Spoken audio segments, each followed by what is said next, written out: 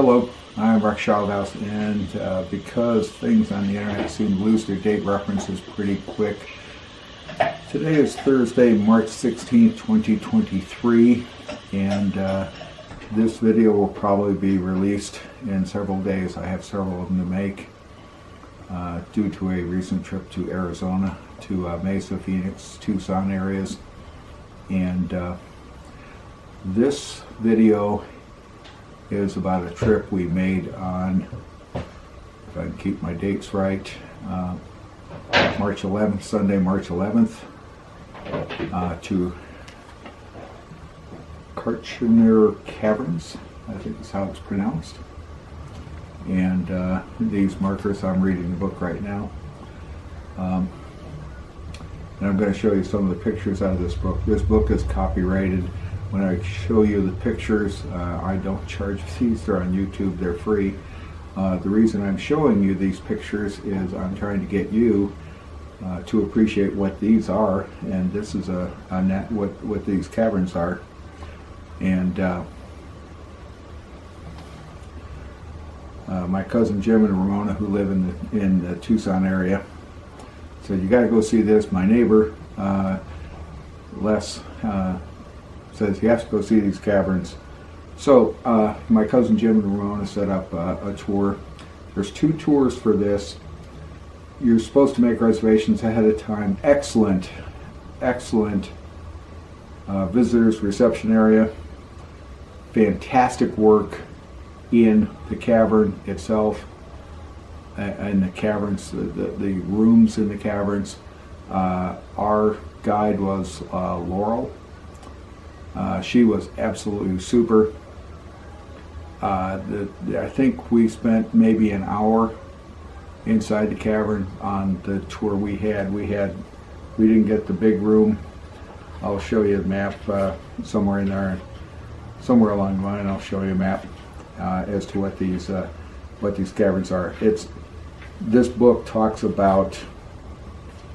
Well, you won't be able to see it, but you'll see this. I'll detail it. So we did not get the throne room or the rotunda. We got the big room, the main corridor, whatever we got. This place is beautiful. And to keep it beautiful, they work really hard at doing several things. And number one is they work really hard at showing you as much as they possibly can. Number 2, in trying to keep it beautiful, they try to restrict you so that they can keep the caverns proper for the next visitor. So they ask you to do some interesting things, and to preserve it, they actually have it chambered off so that they can maintain the humidity and temperature of the cavern naturally, because they've opened up the mountains to get you in and out. I love logic, excessive compulsive micro-perfectionist, and they have set this up to be very friendly. It's ADA. If you're dealing in a wheelchair, you're going to need a pusher. So just about anybody can see this place. If you're claustrophobic, I would take somebody you trust, but there's nothing really tight about this place. There's no 18-inch wide, 14-inch high holes you have to crawl through. You're going to be on your feet the whole time. You're going to be walking, and it's not cold. It's actually warm. My recommendation is shed your jackets, your sweatshirts, whatever else before you go in, because it is warm and it is humid. And if you're wearing glasses, they brief you on they're probably going to fog up as you walk in, and then once everything comes up to temperature and humidity stabilize, your glasses will clear up. You cannot take photos inside on this tour. That disappointed me. I don't know why, other than the fact that when your flash goes off, then you blind people around you. But there are photos in here in this book. And these tabs are because I'm reading this book. So I'm going to show you some of the photos out of this book. If you're going to make a tour there, definitely make reservations ahead of time. I would recommend. I don't know if you can do it. I don't know if they will let it. There's 2 tours, and they start various times during the day, so it's not just 2 tours a day.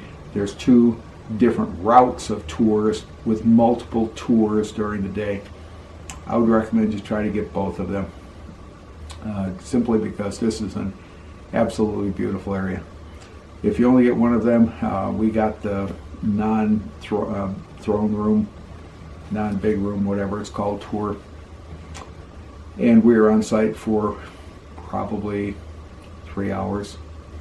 And quite honestly, we were a bit rushed because we had some other places we wanted to go. And we were trying to hopscotch through 3 or 4 different places that day on Sunday. So plan on at least 3 hours. Excellent visitor center, lots of displays and stuff to read. And I like to look at a display and read a display while I'm there. On trips like this, I end up shooting the display, shooting the sign, and then moving on, shooting the next one, and moving on. So personal recommendation, plan on 3 or more hours. You cannot bring food or beverages into the caverns. You don't need them. Tour is not that long. It's not hot, it's not cold, it's cool, and it's very humid, so you're not going to get dried out. You're not going to, you're not out in the sun.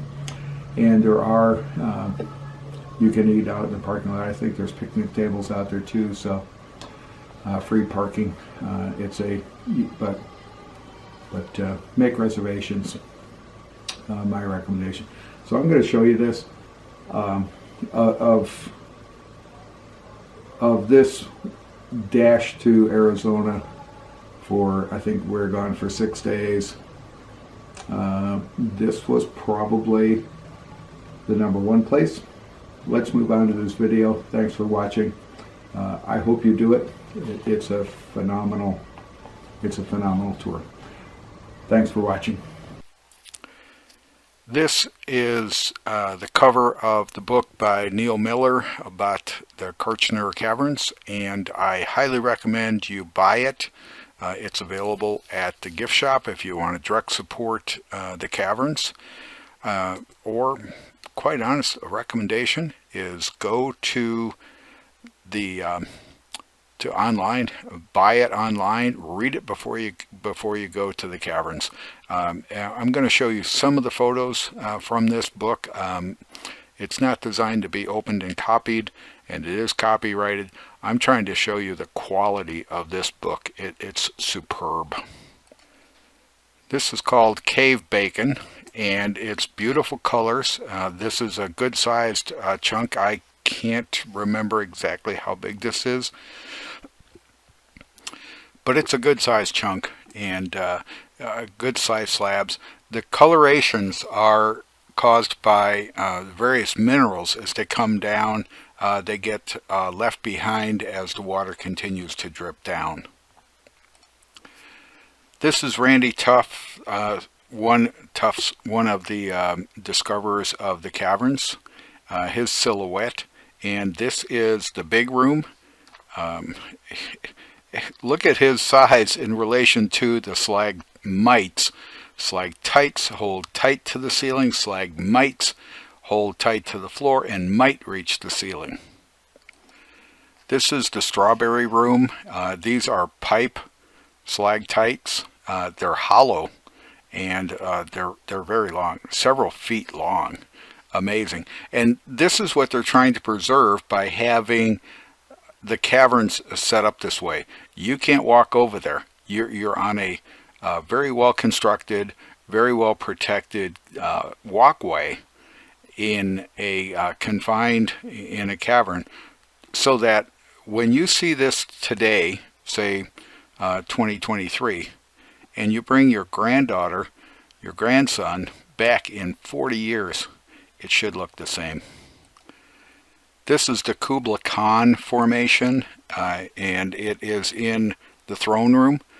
Down at the bottom, that's a person standing there. If you want to know how big these are, if you're claustrophobic and you're worried about small spaces, There are some spaces smaller than this in the caverns, but there's no space that's less than 5 feet wide and 8 feet tall.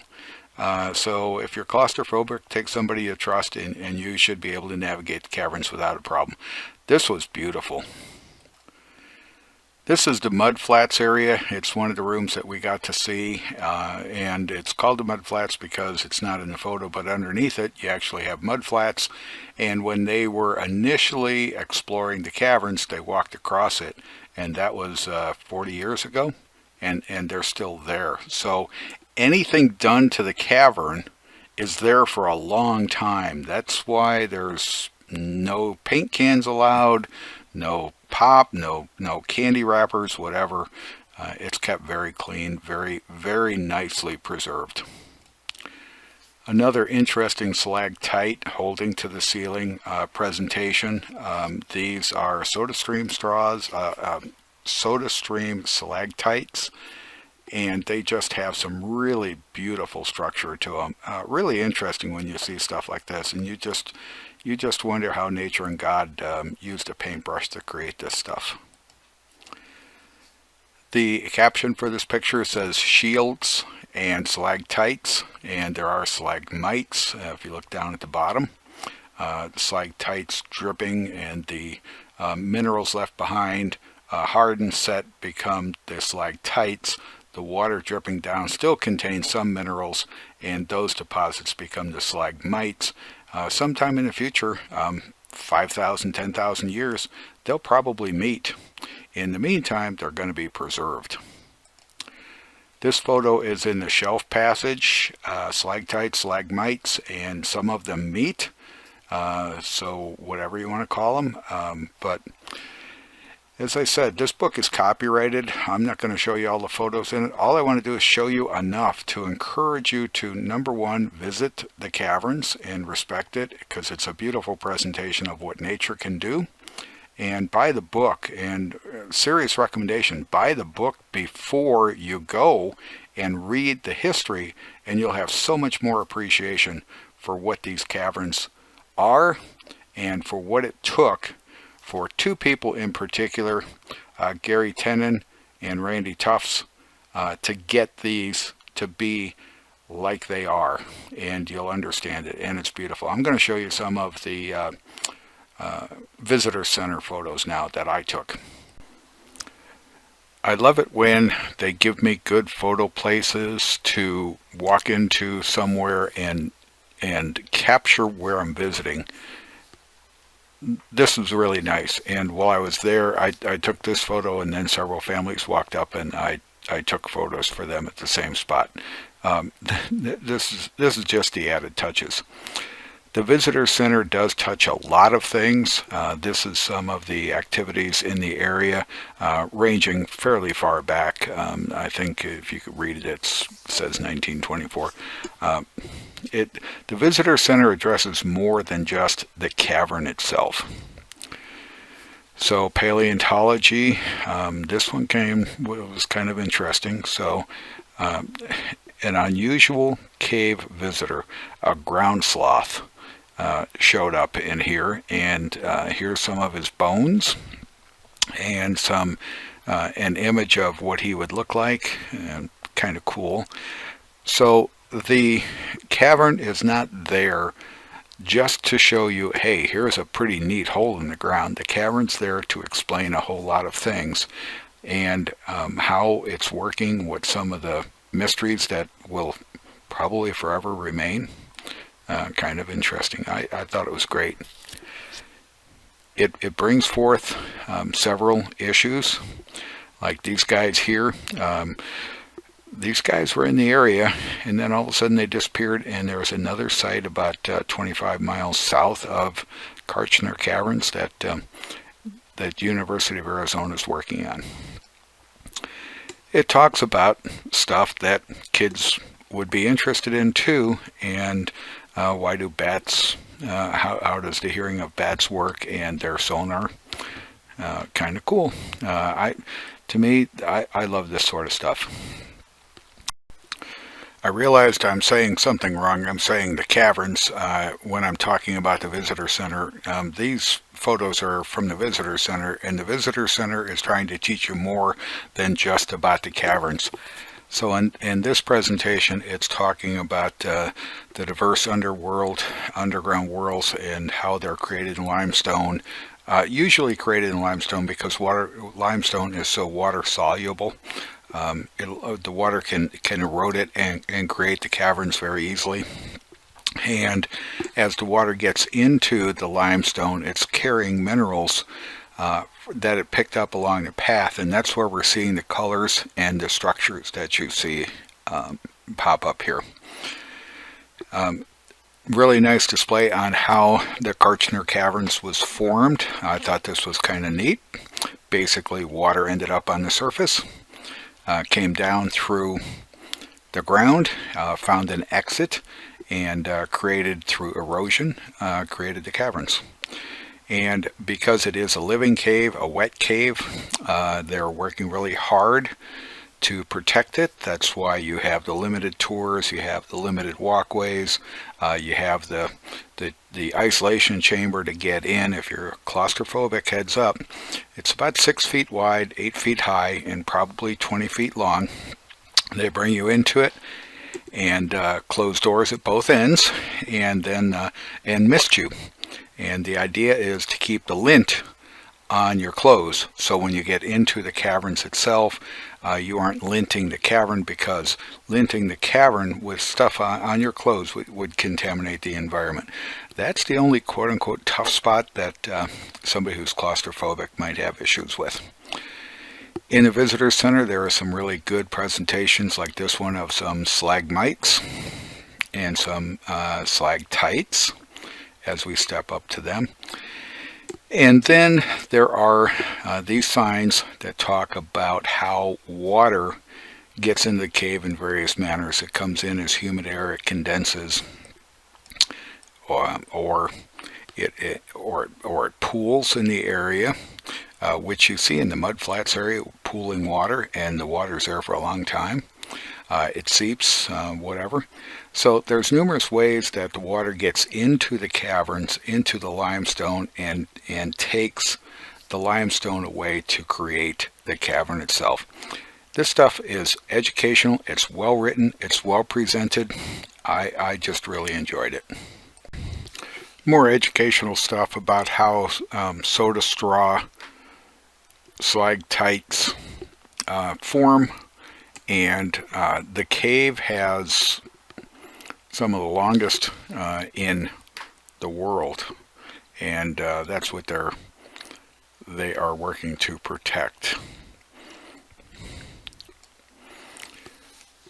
Really good stuff, presentations, material, whatever you want to call it, about the museum, about the caverns, about the visitor center, and like this presentation sitting up there, and it's got these two side pieces that go along with it, which I brought them out, that explain how the caverns and hydrology science works, physical sciences. Talking about chemistry, and I mentioned it earlier, you can go back and if you're knowledgeable, you can look at the various coloring layers and determine what materials they are, to see how the various minerals came into the cave and at what time sequence. How does the drip rates, a lot of really good information about how these things were created.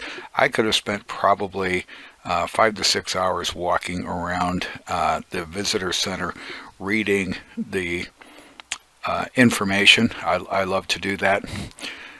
Much of it's protected behind plastic or glass type safety pieces, so it's kind of hard, and it's not always lit to give you good photo work. I told you I was going to show you a map. I thought the photo that I had taken of the presentation on in the visitor center was really good. Didn't turn out as good, so this is the best I've got. It's a huge place. If you're interested into A Bug's Life or troglodytes, if you're interested in 1960s rock and roll troglodytes, there's there's quite a bit of information in the visitor center about the caverns and the area and the various creatures that existed in the area, which is kind of cool. Now, you're in southern Arizona, and just have to realize that at one time southern Arizona was under salt water, and here's a coral presentation that was found in the area. I did find some fair presentations of the caverns, and this is one of them. I'm going to shift over to a second one. At one time it was called Xanadu, before Randy and Gary, I think Randy and Gary, I don't have the book in front of me, figured out exactly what it was going to become and name it after the people who actually owned the property, Kartchners. The visitor center, as I've said several times, addresses more than just the caverns. Here's a map of Cochise County, and there's a lot of information about what's happening in Cochise County and how it got there. It talks about the wildlife that's in the area. You gotta love cats. Gotta love the javelina.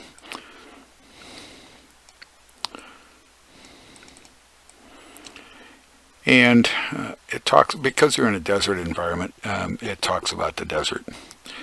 Now, the last photo I'm going to show you before I call this presentation complete is, and I'm not sure where I got this photo. I didn't take it. I don't have any record as to where or how I've got it. But this is a photo of inside the cavern. And if you're interested in seeing what size relationship you can have, realizing this is only one area, it's not all of it. Some of the areas do get a little smaller, some of the areas get a little bit bigger, some of the areas get taller, but this is one of the areas of the cavern. As I said, I highly recommend you buy the book by Neil Miller before you go. Read the book and then go view the caverns, and if you don't do it that way, after you view the caverns, buy the book. It is a phenomenal visit. Really enjoyed it. I'd like to take my granddaughter back there. She would absolutely go nuts in this place. Thanks for watching. Hope you enjoyed it.